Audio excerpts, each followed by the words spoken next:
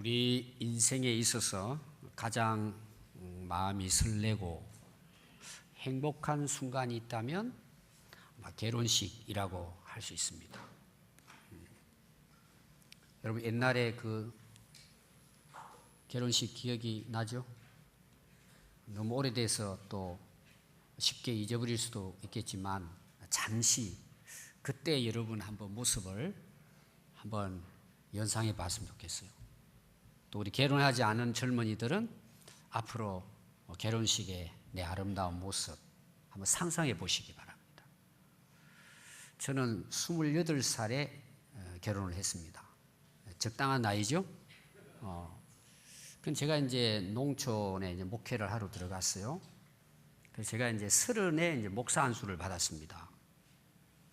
근데 그 농촌 목회를 하니까 거기 이제 그 농촌에서 이제 교회 생활을 하다가 이제 외지로 다 나이 먹어 나가잖아요.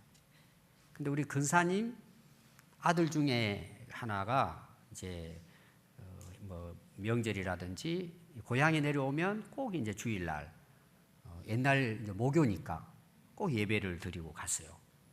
그게 한 1, 2년 지나고 난 다음에 근사님이 저에게 아들이 곧 결혼식을 하는데 아들이 꼭 목사님에게 주례를 해달라고 했다는 거예요. 제 나이가 30인데 결혼한 지 2년밖에 안 됐어요. 그래서 제가 딱 한마디로 못한다고 제가 거절을 딱 했습니다. 근데 계속 목사님이 꼭 해주셔야 된다고 또 그렇게 계속 부탁을 하는데 또 그걸 제가 거절할 수도 없고 어쩔 수 없이 이제 제가 하겠다고 이야기를 했습니다. 그래서 공주에서 마산까지 내려가서 이제 제가 그 장례식을 그 결혼식을 했는데요.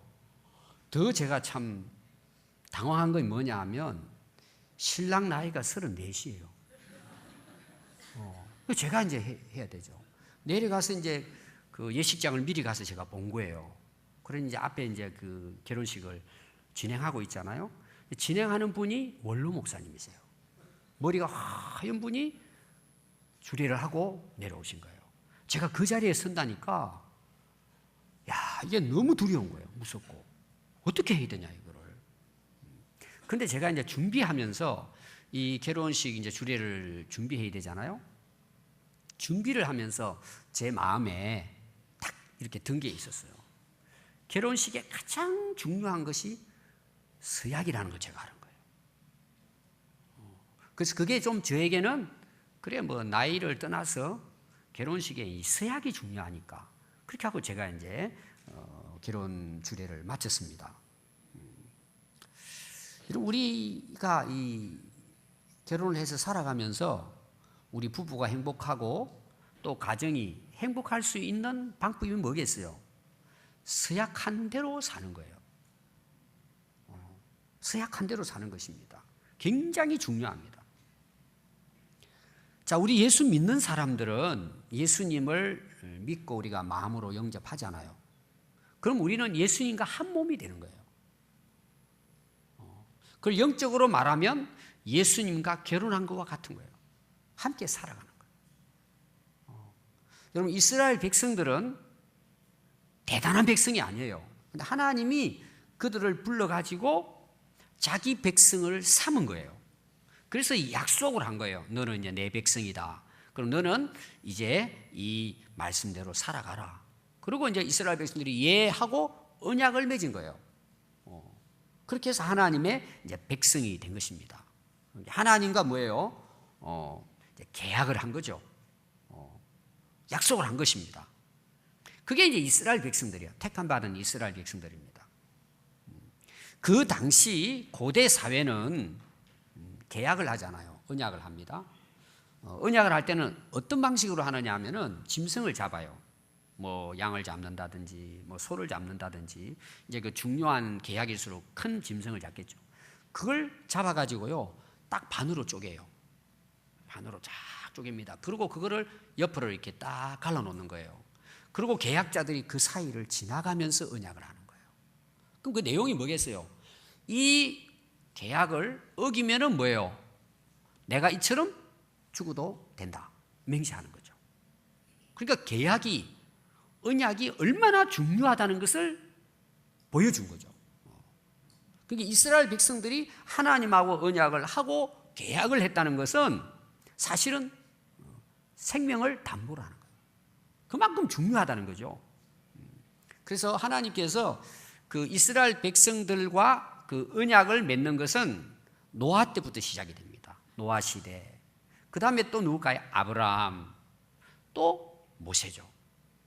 그래서 이제 일반적으로 이스라엘 백성들의 이제 언약이라고 하면 모세를 통해서 하나님이 언약한 내용을 이야기하고 있습니다. 그래서 신명기 그 4장 13절에 보면 여호와께서 그의 언약을 너희에게 반포하시고 너희에게 지키라 명령하셨으니 곧 십계명이며 두 돌판에 친히 쓰신 것이라. 하나님께서 이스라엘 백성들하고 많은 이제 약속을 해요. 근데 그 약속을 10가지로 딱 요약한 거예요. 그게 뭐라고요? 10계명이라는 거죠. 십계명이라는 것입니다. 그럼 이 십계명은 출애굽기 20장에 나와요. 20장에 나오는데 1절부터 나옵니다. 나오는데 그 십계명을 준 시기가 언제냐 하면 하나님이 이스라엘 백성들을 애굽에 종살이 하던 곳에서 구원해서 홍해를 건너서 시내산에 도착했을 때 하나님이 언약을 맺습니다. 내가 너희들을 이제 인도해서 너희들이 내 백성이 되었으니까 너희들은 내 백성답게 살아야 한다. 어떻게 살아야 되느냐? 10가지로 요약해서 하나님께서 그들에게 돌판에 새겨서 준 것이 십계명입니다. 그래서 십계명 20장 1절과 2절은 하나님에 대한 말씀이고 3절부터 이제 10가지 계명이 나옵니다. 자, 첫 번째가 뭐냐 하면 나 외에 다른 우상들을 섬기면 안 된다. 두 번째는 너희를 위해서 새겨서 우상을 만들면 안 된다. 세 번째는 하나님 여호와의 이름을 망령되게 부르지 말아라. 네 번째는 안식일을 기억하여 거룩하게 지키라. 이게 하나님께 대한 이제 언약입니다.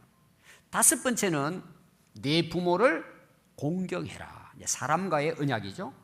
여섯 번째는 살인하지 말아라. 일곱 번째는 간음하지 말아라. 여덟 번째는 도둑질하지 말아라. 아홉 번째는 내 이웃에 대하여 거짓 증거를 하지 말아라. 열 번째는 내 이웃의 것을 탐내지 말아라. 이 10가지 이제 계명을 하나님께서 이스라엘 백성들과 언약을 맺습니다. 그럼 여러분들이 그 십계명을 잘 읽어보면요, 이거는 우리 이제 믿는 사람뿐만 아니고 우리 모든 사람들에게 해당되는 것입니다. 자, 우상이라는 게 뭐죠? 그 헛된 것입니다. 사람들이 만들어가지고 세워놓은 것입니다. 그 우상이 어떻게 우리에게 화를 주고 복을 주고 있겠습니까? 그런 일은 절대 있을 수가 없죠. 하나님이 우리를 창조하셨기 때문에 하나님을 예배하고 하나님을 잘 섬기고 그 하나님의 이름을 높여드리는 것은 그건 지극히 정상적이라고 볼 수 있습니다. 그 다음에 사람과의 언약을 맺은 거 보십시오. 사람과의 언약. 부모를 공경한다는 것은 이런 기본적인 거죠.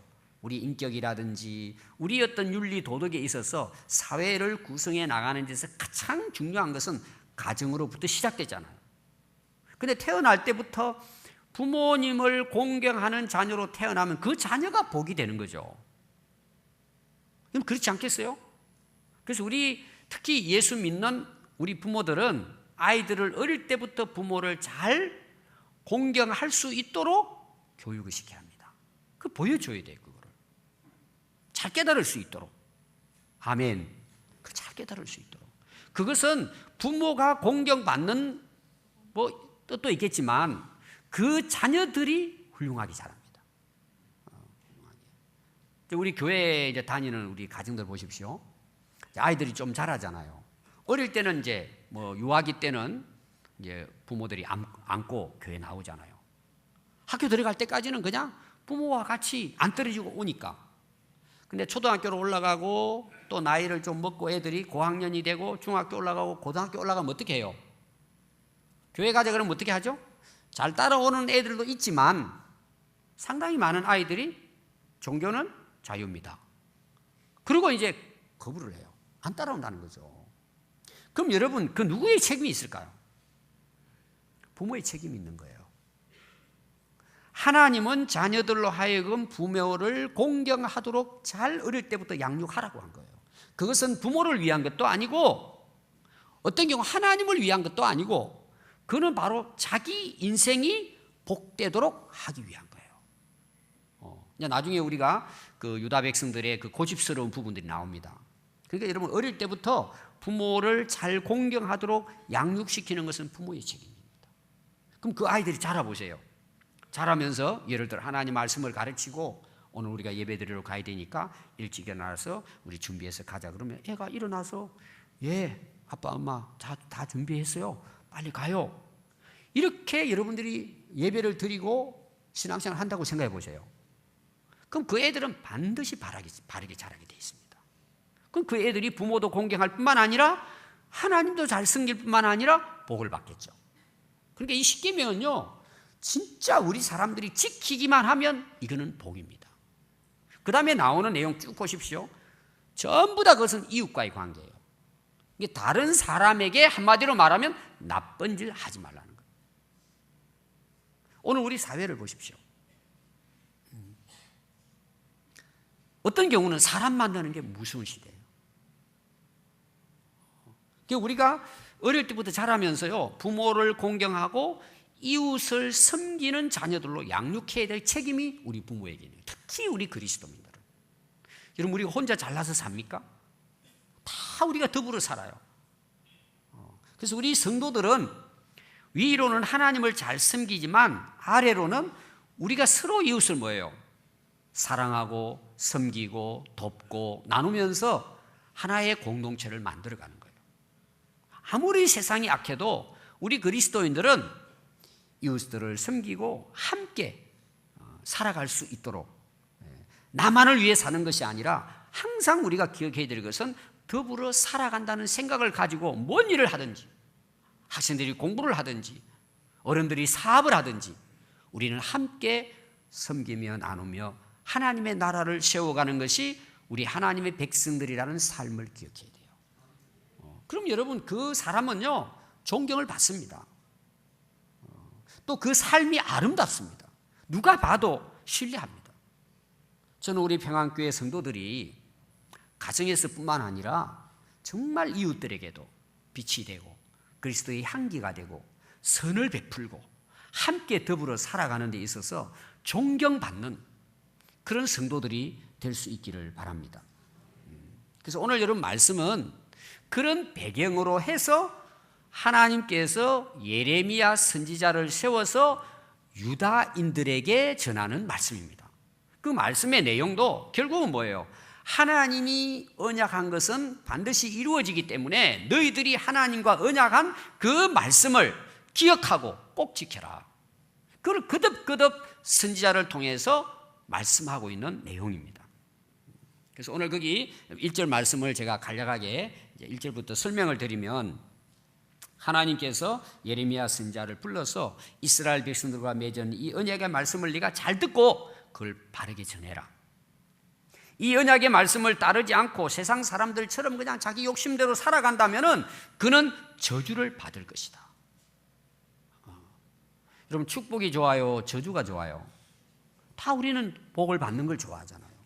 근데 오늘 말씀은 이 언약의 말씀을 너희들이 어기고 거절하고 지키지 않으면 네 인생은 저주스러운 인생이 된다는 거죠.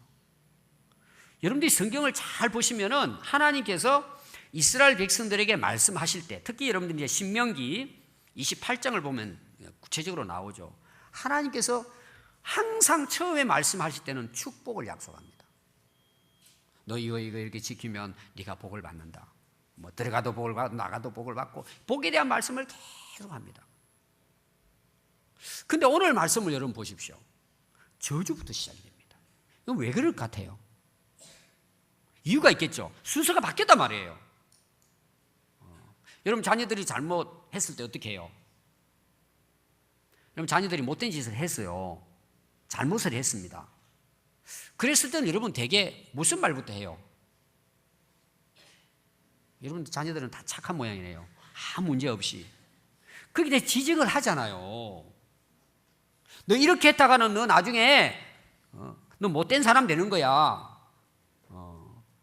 너 거지처럼 사는 거야. 너 똑바로 해. 그리고 이제 잘못해 온 아이들은 그런 말을 하잖아요. 처음부터 잘못해 해온 보고 야, 너 복 많이 받겠네 이렇게 말하지는 않잖아요. 너 진짜 잘했네. 지금 유다 백성들은 하나님의 약속의 언약을 어기고 자기들 고집대로 살아가고 있기 때문에 선지자를 통해서 말씀을 하시는 거예요. 그럼 너희들이 계속해서 그렇게 살아간다면은 너희들은 저주받는다. 정신 차리라. 이렇게 먼저 그들이 현재 잘못 살기 때문에 저주에 대한 말씀 먼저 한 거예요. 그래서 계속해서 말씀을 보시면은 이 언약은 내가 너희 조상들을 용광로 같은 애굽 땅에서의 그 고난 가운데에서 구원할 때에 너희들에게 명령하고 너희들과 맺은 언약이라는 거예요. 그래서 너희는 이 언약의 말씀을 순종하고 모든 명령을 잘 지키면 너는 내 백성이 되고 나는 너희의 하나님이 되어 주겠다. 또 너희 조상들에게 맹세한 대로 젖과 꿀이 흐르는 비옥한 땅을 너희들에게 주겠다고 너희들의 선조들에게 약속했는데 지금 너희들이 살고 있는 이 땅이 증거하고 있다. 너희들이 가나안 땅에 살고 있다는 것은 그 당시 선조들과 언약을 했고 그들이 지켜서 지금 이 땅에 너희들이 살고 있지 않느냐. 그랬더니 그 말씀을 전해야 할 예레미야 선지자가 그 하나님 말씀을 듣는 거예요. 아멘. 하나님 맞습니다. 우리가 하나님 말씀을 이제 들을 때 아멘 하잖아요. 아멘. 그 뭐예요? 맞습니다. 옳습니다. 그렇게 될 걸 믿습니다. 그러니까 우리가 하나님의 말씀에 대한 우리의 대답이에요. 우리가 하나님 말씀 앞에 아니요, 싫어요 할 수 없잖아요. 그러니까 우리가 아멘 하는 것은 그냥 이렇게 하는 것이 아니고 그 아멘을 할 수 있다는 것은 우리가 하나님 백성이라는 거예요. 예, 하나님 제가 그렇게 따르겠습니다. 그게 아멘이에요. 아멘. 입을 열어 아멘 해야 되는 거예요. 하나님 말씀 앞에. 그리고 이제 예레미야 선지자가 이 말씀을 유다 백성들에게 가서 이제 전하는 것입니다. 그래서 예레미야 선지자에게 유다 성읍들과 예루살렘 거리에서 이 예언의 말씀을 선포하라. 너희는 이 언약의 말을 듣고 지키라. 내가 너희 조상들을 애굽 땅에서 인도하여 낸 날부터 오늘까지 거기 말씀 보니까요. 계속해서라는 거죠. 계속해서 간절히 경계하며 끊임없이 경계하기를 너희는 내 목소리를 순종하라 하였으나. 경계는 경고한 거죠. 계속해서 하였지만 8절 보니까 그들이 순종하지 아니하며 귀를 기울이지도 아니하고 각각 그 악한 마음에 완악한 대로 행하였으므로 내가 그들에게 행하라 명령하였어도 그들이 행하지 아니한 이 언약의 모든 규정대로 그들에게 이루게 하였느니라. 이 유다 백성들이요 그렇게 경고하고 말씀했는데도 귀를 열고 듣지 않았다는 거예요. 듣는 걸 거절했다는 것입니다. 그리고 오히려 뭐예요? 악한 마음, 자기의 악한 고집대로 살았다는 것입니다. 자, 여러분, 부모는 다 자녀들이 잘 되기를 바라고 어릴 때부터 좋은 말을 가르칩니다. 근데 대개 이제 아이들 입장에서는 뭐예요? 그걸 싫어합니다. 귀찮아합니다. 그럼 여러분 잘 보세요. 여러분들이 이제 자녀를 키워서 알 거예요. 어릴 때부터 부모님이 이렇게 말씀을 전하면 그걸 아멘하고 순종하는 애들이 있어요. 따르는 거죠. 여러분, 그 애들의 미래는 밝습니다. 가능성이 있어요. 그리고 실제로 그런 애들이 잘 됩니다. 일반적으로. 근데 어릴 때부터 고집을 부리고 부모 말씀하면은 됐구나 하고 거절하고 듣질 않아요. 그럼 어떻게 삽니까? 자기 고집대로 사는 거죠. 고집대로. 또 예를 들어서 뭐 갑자기 부모님에게 저 좀 땅을 팔아가지고 아니면 집을 팔아가지고 내가 좀 주시오. 내가 이러이러한 사업을 하겠다고. 부모가 잘 보니까 망하는 사업이에요. 그러면 줍니까 안 줍니까? 안 주잖아요. 그럼 또 자녀들은 어때요? 대듭니다. 어떤 자녀들은 해익배까지 부립니다. 이게 어쩔 수 없이 부모들이 팔아서 줘요. 밑 빠진 독이에요. 저는 그런 가정을 많이 봤어요. 그래서 저에게 와서 이제 하도 이제 속이 상하니까 목사님 이번에도 또 그런다는 거예요. 또 그런다고. 그래서 제가 매번 그랬어요. 제발 그렇게 하시지 말라고. 이제 네가 나이 먹었으니까 네가 책임지고 좀 살아라고. 근데 이 부부 마음이요, 그걸 끊지를 못해요. 이 버릇이 잘못돼버린 거예요. 여러분, 우리 자녀들을 이렇게 양육해서 되겠습니까? 여러분, 어릴 때부터 이 자녀들을 부모님의 말씀에 순종하도록 양육한다는 것은 그 자녀에게 복이 됩니다, 여러분. 그 고생을 좀 시키세요. 실패를 하더라도. 이게 무슨 말이냐? 그럼 네 고집대로 네가 한번 해보라는 거죠. 너 스스로 하라는 거죠. 그렇게 해서 고생을 해봐야 돼요. 배우는 거죠, 그것이. 부모 입장에서는 참 안타깝지만 내가 더 이상 도와줄 수 없어. 네가 그렇게 고집 부린다면 너 마음대로 해봐 한번. 그럼 전부 다 실패하겠죠. 그러면서 어떤 경우는 이렇게 하면 실패하는 거구나. 그럼 그 다음에는 이게 반복을 안 하잖아요. 근데 부모가 계속 대주는 거예요. 계속 그냥. 너무 안타까우니까. 그게 자녀를 망치는 길이에요. 모르는 거예요. 여러분, 그래 안 해도 세상에 나가서 살아가는 게 얼마나 힘듭니까? 쉽지 않아요. 그 길을 바르게 이끌어주는 것이 부모의 역할이에요. 그럼 어떻게 이끌어야 되겠어요? 부모 역할은 어릴 때부터 계속해서 말씀을 가르치는 거예요. 듣든지 아니 듣든지. 이게 또 선지자의 사명이고 책임이에요. 제가 이제 목사잖아요. 제가 해야 될 역할이 뭐겠어요? 여러분들에게 하나님 말씀을 잘 깨달아서 여러분들에게 전달하는 거죠. 이게 제가 해야 될 일이에요. 가장 중요한 일이에요. 근데 제가 여러분들에게 그냥 좋은 게 좋다고 적당하게 그냥 대충 여러분들이 그 입맛에 단 것만 그냥 들으면 웃고 즐겁고 여러분 그렇게 한다면 여러분들 앞으로 미래가 어떻게 될까요? 저는 미래가 없다고 봐요. 하나님 말씀을 바르게 전하는 거죠. 바르게. 듣든지 안 듣든지 계속. 근데 제가 목회해 보니까요, 듣는 사람이 계시더라고요. 그분 때문에 하는 거예요. 계속해서. 하다 보니까 또 뭐예요? 전에 깨닫지 못된 사람이 또 하나님께서 그 말씀을 깨닫게 해서 또 변화가 되고. 그 변화됐다는 말은 뭐냐? 정말 아름답고 복되게 살더란 말이에요. 인생을. 그래서 오늘도 저는 뭐예요? 여러분 계속해서 반복해서 전하는 거예요. 왜? 이 말씀은 그대로 하나님의 약속, 언약의 말씀이기 때문에 이루어진다는 거죠. 그렇기 때문에 계속 전하는 거죠. 오늘도 말씀 보니까 하나님이 그 규정대로 이루신다고 말씀하고 있어요.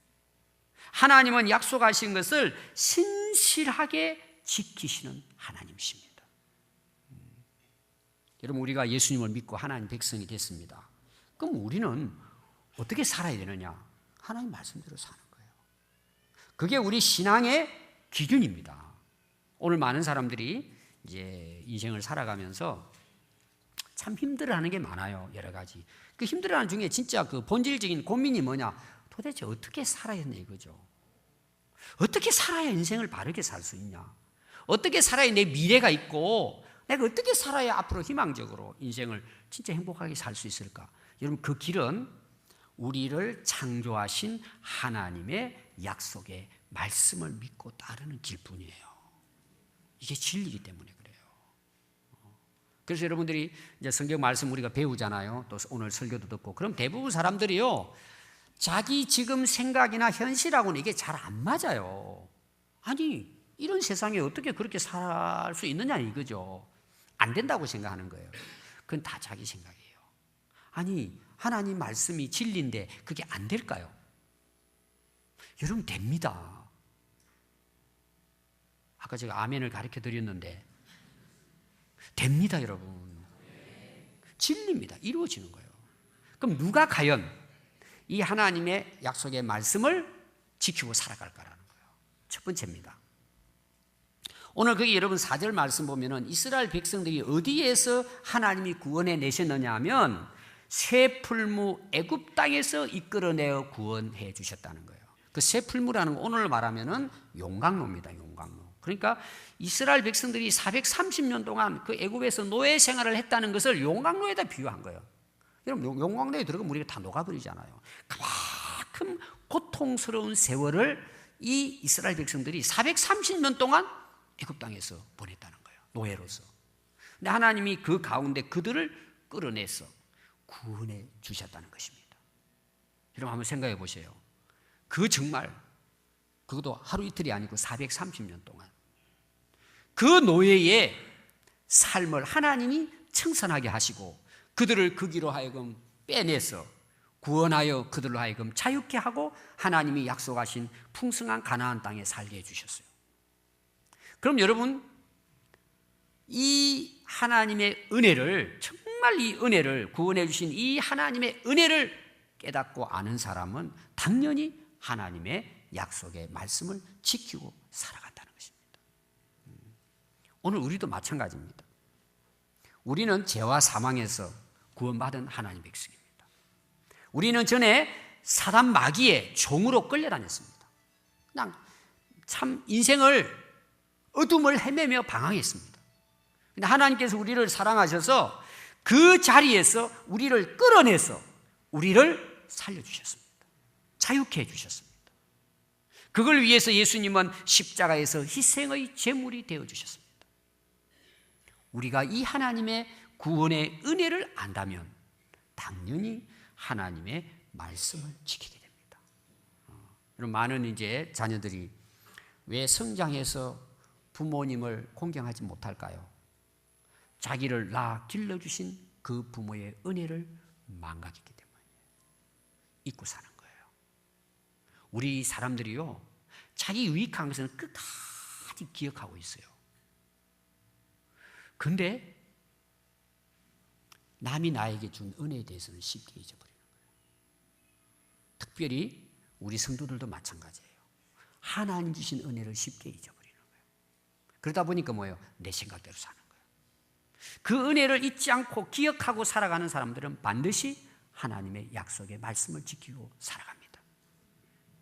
두 번째는요, 나를 구원해 주셨을 뿐만 아니라 나를 하나님의 백성, 하나님의 자녀로 삼아주신 하나님의 은혜를 아는 사람은 그 부모의 말을 순종하듯이 하나님의 말씀을 순종합니다.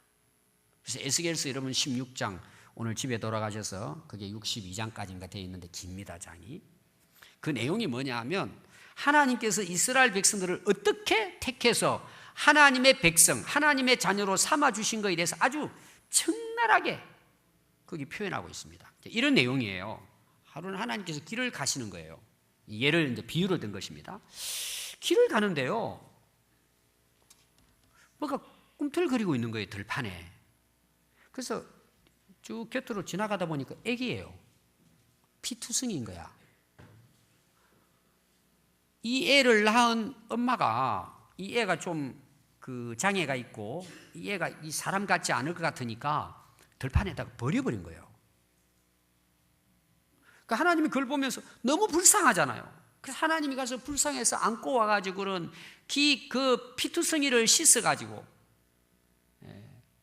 예쁜 옷을 입히고 결국 쭉 끝에 내려가면은 왕후로 삼았다 이러네요. 그게 너희 이스라엘 백성이라고 하신 거예요. 제가 많이 간추린 거예요 지금. 여러분 겨울이 되면은요 이제 우리 그 기독교 단체에서 베이비 박스라는 게 있습니다. 여러분 이제 뉴스에 한 번씩 이제 겨울 되면 나오죠. 그게 뭐냐 하면 이제 미혼모들이 이제 아이를 낳아가지고 버린단 말이에요. 되게 이제 막 무속에다 넣어버리기도 하고 쓰레기통에 집어넣어버리기도 하고 그렇게 하지 말고 이 생명이 소중하니까 이 박스 안에 넣으라는 거죠. 거기에는 이제 불이 켜져 있고 온도가 한 25도, 27도 해가지고 따뜻하게 할 수 있도록 그걸 이제 밖에다가 이렇게 박스를 만들어놨어요. 그러면 이제 그걸 아는 이제 엄마들은 그걸 어떻게 버려요? 거기다 넣어두면 우리 기독교 단체에서 그 아이들을 이제 살려내서 이제 훌륭하게 키우는 역할을 하는 거죠. 저도 이제 그 이야기 들은 어느 목사님이 새벽 기도를 가는데 그 쓰레기통에서 소리가 빠작빠작 나는 거예요. 갔더니 검정범죄가 움틀거리는 거예요. 그 되게 이제 직감 있잖아요, 목사님들이. 열어보니까 피투성이 애기예요. 그걸 안고 와가지고 목사님이 키운 거예요, 그걸. 이스라엘 백성들이 그런 정말 비천한 민족이었지만 하나님이 사랑하셔서 하나님의 백성, 하나님의 자녀로 삼아주셨다. 그럼 오늘 저와 여러분들은 어떨까요? 우리가 하나님 자녀가 될 자격이 있고 하나님 복을 받을 자격이 있을까요? 없습니다. 이스라엘 백성들이랑 마찬가지입니다. 버려진 자식들입니다. 하나님이 이런 우리들을 하나님께서 곁에 찾아오셔서 안아주시고 씻어주시고 정결하게 하시고 예쁜 옷을 입히고 구두를 신기고 왕관을 씌워서 나의 왕자다, 나의 공주라고 하나님이 우리를 자기 자녀 삼아주신 거예요. 그래서 요한복음 1장 15절에 보면 영접하는 자, 곧 그 이름을 믿는 자들에게는 하나님의 자녀가 되는 권세를 주셨다는 거예요. 이 권세는 대단한 거예요. 하나님의 자녀가 된 권세예요. 우리가 이 은혜를 누리고 오늘 살고 있는 것입니다. 이 은혜를 아는 사람은 어떻게 한다고요? 당연히 그 하나님의 말씀을 순종하고 산다는 거죠. 이 은혜를 아는 사람만이. 그래서 고린도후서 6장 18절에 보면요, 너희에게 아버지가 되고 너희는 내게 자녀가 되리라 전능하신 주의 말씀이니라. 하나님의 자녀로 택함받은 은혜를 아는 사람만이 우리의 영원한 아버지가 되시는 약속의 말씀을 지킨다. 세 번째입니다. 어떤 사람이 이 언약의 말씀을 지킬까? 오늘 말씀의 이제 결론이 그거예요. 하나님은 이스라엘 백성들이, 유다 백성들이 이 언약을 지키든 지키지 않든 하나님은 규정대로 행하시겠다는 거예요. 이 다른 말로 말하면 하나님은 약속하신 것을 변치 않고 반드시 지키는 분이시라는 거예요. 이 하나님을 아는 자만이 이 하나님의 말씀을 지키고 산다는 거예요. 그럼 어떤 사람이 무시해요? 그 말씀을 안 믿는 거죠. 이루어질 거라는 걸 생각을 안 하는 거죠. 그냥 다 하는 말이야. 그냥 목사님 맨날 그 설교하는 거야. 그냥 그런 사람은 절대 이 말씀 따르지 않아요. 여러분, 구약은 39권이고 신약은 27권입니다. 근데 구약이고 신약입니다. 그게 뭐예요? 약방이 사는 약이 아니고 옛날 노아나 아브라함이나 모세를 통해서 하나님이 약속한 말씀이에요. 하나님 백성들에게. 신약은 뭐예요? 예수님이 오셔서 우리에게 약속한 말씀이에요. 구약과 신약이에요. 하나님이 우리에게 약속한 거예요. 그럼 하나님의 역사는 이 약속한 말씀대로 하나님은 진행해 가시는 거예요. 이 사실을 아는 사람만이 이 말씀을 지키게 된다는 것입니다. 아니, 여러분, 그 말씀을 안 믿는데 누가 그 말씀을 믿어요? 누가 지켜요, 그걸? 안 지키죠, 당연히. 그래서 신명기 7장 9절에 보면 그런즉 너희는 알라 오직 내 하나님 여호와는 하나님이시요 신실하신 하나님이시라. 그를 사랑하고 그의 계명을 지키는 자에게는 천대까지 그의 언약을 이행하시며 인애를 베푸신다 그랬어요. 신명기 29장 9절 말씀은 그런즉 너희는 이 언약의 말씀을 지켜 행하라. 그리하면 너희가 하는 모든 일이 형통하리로다. 아멘. 그렇게 하나님이 하시겠다는 약속이에요. 여러분, 미국에 유명한 호텔이 있습니다. 홀리데이 인이라고 하는 호텔이 있어요. 유명합니다. 수백 개가 있습니다. 큰 호텔이. 대개 이제 큰 호텔마다 카지노가 있잖아요. 근데 거기에 이제 새로운 회장이 이제 세워졌는데 클라이머라고 하는 이제 회장입니다. 이제 회장이 이제 그 호텔 전체를 이제 경영을 하면서 자기가 이제 하나님께 약속한 게 있어요. 우리는 호텔만 하지 카지노는 만들지 않겠다. 근데 이 카지노가 대세인데 카지노가 있어야 사람들이 와서 이제 돈도 벌고 하는데 이제 임원들이라든지 중직들이 모여가지고 뭐 여기에 또 카지노 세우고 하고 하는데 어느 날 또 뉴저지 어느 호텔에 이제 큰 호텔이 들어섰는데 당연히 그게 이제 카지노를 넣자고. 근데 회장은 안 된다 그거. 호텔만 해야지. 끝까지 이제 자기는 이제 반대를 한 거죠. 그래도 뭐 회사 전체적으로 이제 사람들의 분위기가 그렇게 돈을 많이 버는데 그러니까 그 회장의 말을 듣지 않았겠죠. 그래서 결국은 회장직을 사퇴합니다. 그리고 이제 은퇴식을 해요. 은퇴식을 하면서 이제 회장이 이제 그 이야기를 하는 내용이에요. 제가 운영하는 호텔에 카지노를 두지 않기로 나는 하나님과 약속을 했습니다. 사람들 간의 약속도 중요한데 하나님과의 약속은 얼마나 중요하겠습니까? 제가 하나님과의 약속을 지키는 길은 회장직에서 물러나는 것뿐이라는 결론을 내렸습니다. 저는 지금 마음이 무척 평안합니다. 많은 사람들이 그를 위해 박수를 치셨습니다. 여러분, 하나님과 약속을 지키는 사람은 아니 회장직과 비교가 되겠습니까? 하늘의 영광의 면류관이 준비됩니다. 물론 이 땅에서도 존경을 받겠죠. 여러분, 하나님의 이 약속의 말씀이 이루어진다고 믿는 사람만이 어떤 환경에서도 지킵니다. 그리고 여러분, 이렇게 지키는 사람의 특징이 있어요. 그냥 되지 않습니다. 하나님의 언약의 말씀을 알고 깨닫기 위해서 말씀에 귀를 기울인 사람이에요. 하나님께 말씀을 구해요. 하나님 말씀을 듣기를 사모해요. 하나님 말씀할 때 그걸 청종해요. 마음을 열고. 여러분, 그런 사람은 깨닫게 돼요. 그런 사람들이 하나님 말씀을 지키겠죠. 그래서 오늘 여러분 말씀을 보면은 듣고라 계속 나옵니다.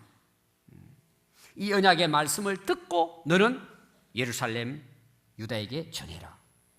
이 언약의 말씀을 너희들은 듣고 이 명령을 지켜라. 너희는 내 목소리를 순종해라. 목소리 순종하는 걸 들으라는 거죠. 또 6절에 보면은 여호와께서 이 모든 말로 유다 예루살렘 거리에 선포하여라. 이러기를 너희는 이 언약의 말을 듣고 지켜라 그랬어요. 아니 여러분, 말씀을 듣지 않는데 알겠습니까? 알지 못하는데 지킬 수 있습니까? 어렵죠. 그래서 로마서 10장 17절에 보면 그러므로 믿음은 들음에서 나며 들음은 그리스도의 말씀으로 말미암는다. 여러분, 믿음이 좋은 사람은요 말씀을 잘 듣는 사람이에요. 깨닫겠죠. 마태복음 13장 16절은 그러나 너희 눈은 봄으로 너희 귀는 들음으로 복이 있도다. 여러분, 말씀을 들을 수 있는 복된 귀가 되시기 바랍니다. 계시록 1장 3절은 이 예언의 말씀을 읽고 듣는 자, 그 가운데 기록한 것을 지키는 자가 복이 있다. 여러분, 들으면 깨닫게 됩니다. 오늘도 성령께서 우리에게 하시는 말씀을 여러분 귀를 기울이고 들으시기 바랍니다. 근데 여러분 7절 이후에 보면 이 유다 백성들은 여호와의 말씀에 귀를 기울이지 않았다고 그랬어요.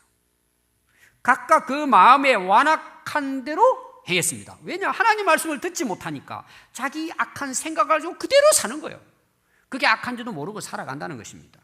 그래서 하나님께서 언약의 규정대로 너희들에게 지키겠다. 계속해서 보면은 이 유다 백성들은요 하나님을 반역합니다. 10절에 보면 그들이 내 말 듣기를 거절했다는 것입니다. 그래서 하나님이 약속한 언약이 깨트려져 버렸다고 말씀하고 있습니다. 우리가 하나님 백성입니다. 우리는 하나님을 믿습니다. 우리는 어디에 귀를 기울여야 합니까? 하나님 말씀에 귀를 기울여야 합니다. 오늘 또 하나님은 우리에게 구약과 이 신약의 말씀을 통해서 우리에게 말씀하고 계세요. 근데 여러분 보십시오. 이 말씀에 목적이 있어요. 딱 한 가지입니다. 하나님은 우리에게 복을 주시기 위한 것입니다. 다 그런 약속이 되어 있습니다. 근데 보십시오. 이런 복된 길로 인도하는데 가지를 않고 다른 데로 가요. 그럼 여러분 어떻게 될 거예요? 자기 스스로가 저주의 길을 가는 거죠. 망하는 길을 가는 것입니다. 여러분 우리가 어떻게 살 것입니까? 그건 내가 결단해야 돼요. 하나님께서 우리에게 말씀하시고 듣고 지키라면 우리가 거기에 대해서 답을 해야 돼요. 반응을 보여야 돼요. 결정은 내가 하는 거예요. 여러분 어떻게 살기를 원하십니까? 여러분 다른 거 다 잃어버려도, 다른 거 다 버려도 하나님의 약속에 말씀을 붙드는 사람은 반드시 인생을 승리합니다. 반드시 그 인생은 복된 인생이 됩니다. 절대 후회하지 않습니다. 여러분 링컨 대통령 잘 아시죠?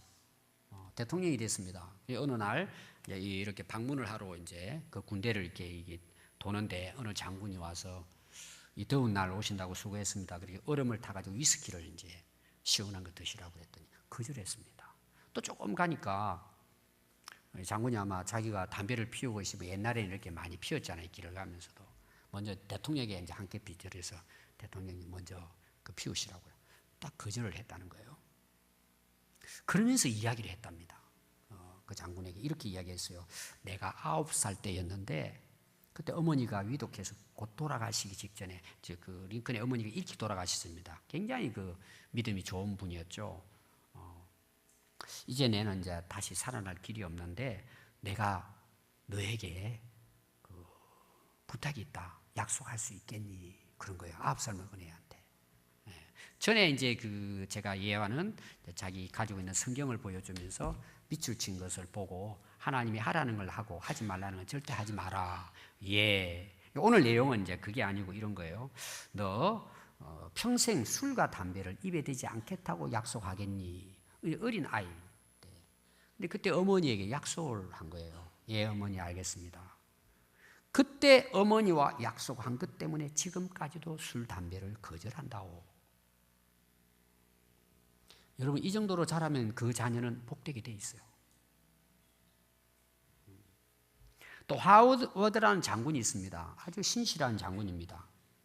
그분이 장군이 됐는데 사람들이요 파티를 만찬을 해주는 거예요. 축하하기 위해서 여러 훌륭한 사람들이 모여가지고 그날이 수요일 저녁이었어요. 그리고 이제 하워드 장군에게는 이제 깜짝 이제 그 잔치를 벌이려고 거의 시간이 다 됐을 때 이야기를 해준 거예요. 오늘 우리가 이렇게 했더니 대통령도 당신에게 축하 전문을 보내오고 해서 오늘 다 우리가 모여서 하기로 했다고. 그랬더니 이제 이 하워드 장군이 이야기하는 것입니다. 미안하네. 수요일 저녁에는 다른 선약이 있다네. 그럼 그거 취소하고 지금 이 반찬이 굉장히 큰 만찬인데 취소하고 다음에 하라고. 그랬더니 그가 이렇게 말했어요. 나는 크리스찬이네.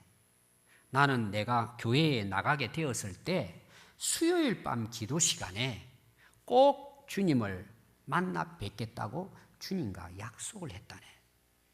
어떤 것도 이 중요한 약속을 깨뜨릴 수가 없다네. 그리고 예배드리러 갔다니 수요일 밤 예배. 그랬더니 그 친구들이 감동을 받아가지고 하루를 늦춰가지고 만찬을 했다는 이야기, 실제 있었던 이야기예요. 여러분 한 해가 이제 마무리되고 있습니다. 우리가 한 해 시작할 때 여러분 여러 가지 이제 자기에게도 그렇고 또 우리 기도하면서 하나님께 약속했잖아요. 많이 있잖아요. 뭐 여러 가지 있겠지만 여러분 어떻습니까? 한 해를 이제 한 달 남겨놓고 여러분 지금까지 살아오면서 하나님과 약속한 것, 하나님의 언약의 말씀 앞에 우리가 어떻게 지금 살아가고 있습니까? 여러분 십계명은요 하나님을 사랑하고 이웃을 사랑하는 건데요 진짜는 자기를 사랑하는 거예요. 자기 행복을 위한 거예요. 하나님 그렇게 주신 거예요. 우리가 정말 하나님을 믿는다면 우리 인생을 살아가면서 기준이 있어야 되잖아요. 내가 어떻게 살아야 되는데 어떻게 살아야 되냐? 확실한 기준. 뭔가 이게 있어야 되잖아요. 여러분 기준이 없으면 어떻게 돼요? 이번에 여러분 포항에 지진이 일어나니까 어때요? 기둥 무너지니까 다 무너지죠? 집 다시 지어야 돼 그거는. 우리 인생의 기둥이 뭐냐 그거죠. 어떤 일이 벌어졌을 때 뭘 기준으로 삼고 내가 결정하고 행동하는 거죠. 그 기준이 하나님의 언약의 말씀이에요. 우리가 특히 세례 받을 때, 결혼식 할 때, 또 직분을 받을 때 우리가 하나님 앞에 서야 하는 거 있잖아요. 약속하잖아요. 여러분 어떻게 지키고 있습니까? 이제 여러분 올 한 해도 지나갑니다. 한 달 남았습니다. 우리 한 해를 마감하면서 지금까지 내가 하나님과 약속한 말씀대로 살고 있는가? 하나님의 언약의 말씀대로 살고 있는가? 우리 한번 돌아보고 우리 그 하나님의 언약의 약속의 말씀을 붙잡읍시다. 여러분 이것이 내일의 희망이에요. 이것이 복된 인생입니다. 그래서 올 한 해를 여러분 아름답고 복되게 마무리할 수 있기 바랍니다. 이 오늘도 하나님이 우리에게 주신 기회입니다. 오늘 우리가 마음에 결심하고 아멘 주님 말씀입니다. 제가 다시 결단하겠습니다. 오늘 여러분 새롭게 시작하는 복된 시간이 될 수 있기를 바랍니다. 기도하겠습니다.